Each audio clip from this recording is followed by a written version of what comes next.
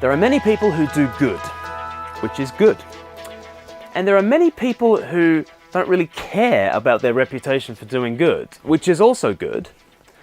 But seldom do both qualities coincide in the same person, and that's bad. It's a shame, but it seems like the world is divided between those who do good, and don't they know it, and those who don't do good, and they couldn't care less. What would it be like to meet somebody who does good and couldn't care less about it? Jesus says that's the Christian. A Christian does good, lots of good, and they don't care about their reputation for doing good. That is a unique and attractive combination. But how does it come about? Well, in Matthew chapter 5, Jesus has just been talking about the law. He says that everything that the Old Testament law proclaimed, he fulfills. He is the embodiment of the good life. He accomplishes it all, and then he gives it to us to live as a gift. What does the good life look like? Well, in chapter 5, Jesus addresses moral issues like anger and lust and marriage and forgiveness. And now in chapter 6, Jesus turns to religious practices. And every religion, I guess, has religious practices, things like giving, verses 1 to 4, like praying, verses 5 to 15, and like fasting, verses 16 to 18. And Jesus is going to tell us that the way in which we perform these practices as Christians is going to be radically different. A Christian does good, but doesn't care about a reputation for doing good. Other religious practices, other people might do good in order to be seen by men to be doing good. Not so with Christians. That is the big difference between the way of Jesus and the way of human religion. So let me read to you from Matthew chapter 6 and verse 1 and see if you can pick up this theme of not doing things to be seen by people, but rather to be seen by our Father in heaven. Matthew 6 from verse 1. Be careful not to do your acts of righteousness before men to be seen by them. If you do, you will have no reward from your Father in heaven. So when you give to the needy, do not announce it with trumpets, as the hypocrites do in the synagogues and on the streets, to be honored by men. I tell you the truth, they have received their reward in full. But when you give to the needy, do not let your left hand know what your right hand is doing, so that your giving may be in secret. Then your Father who sees what is done in secret will reward you. And when you pray, do not be like the hypocrites, for they love to pray, standing in the synagogues and on the street corners, to be seen by men. I tell you the truth, they have received their reward in full. But when you pray, go into your room, close the door, pray to your Father who is unseen. Then your Father who sees what is done in secret will reward you. And when you pray, do not keep on babbling like pagans, for they think they will be heard because of their many words. Do not be like them, for your Father knows what you need before you ask him. Skip on down to verse 16. When you fast, do not look somber, as the hypocrites do, for they disfigure their faces to show men they are fasting. I tell you the truth, they've received their reward in full. But when you fast, put oil on your head and wash your face, so that it will not be obvious to men that you are fasting, but only to your Father who is unseen. And your Father who sees what is done in secret will reward you. Did you notice the common theme in all these three practices?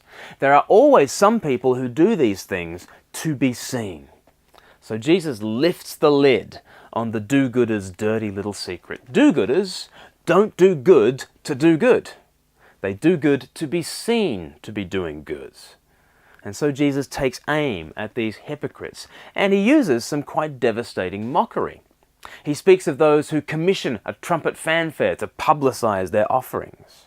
Prayers who set up on the street corner so that they can be seen by 2 streets worth of passers-by, not just one.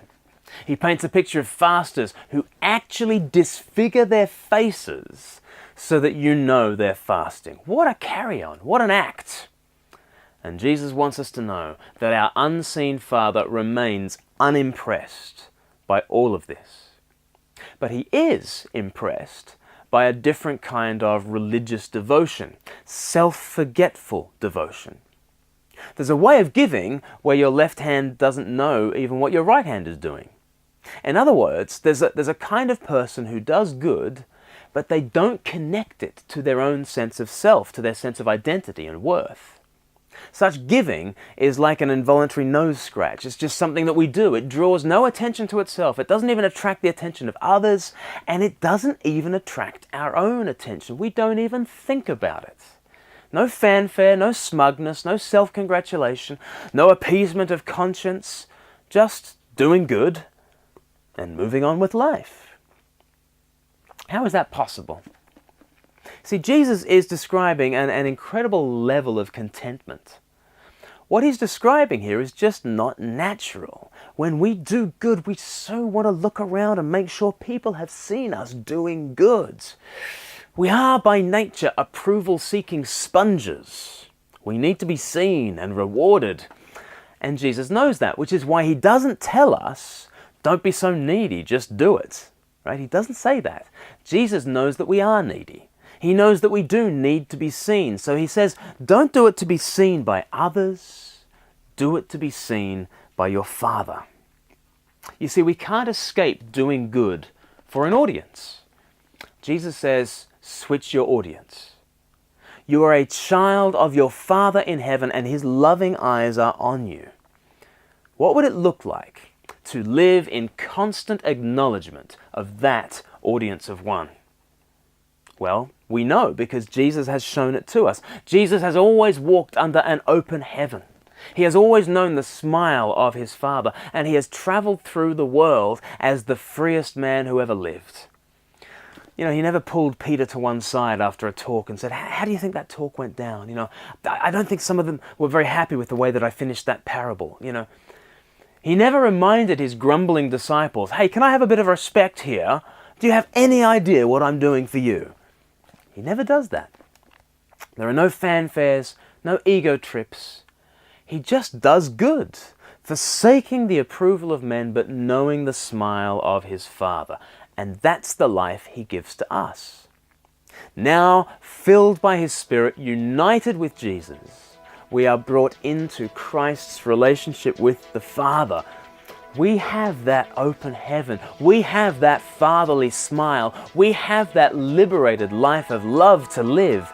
So then, now we can just give and pray and fast, and we don't need to worry about what people think. We don't even need to worry about what we think. Just give. God sees it, and that's more than enough.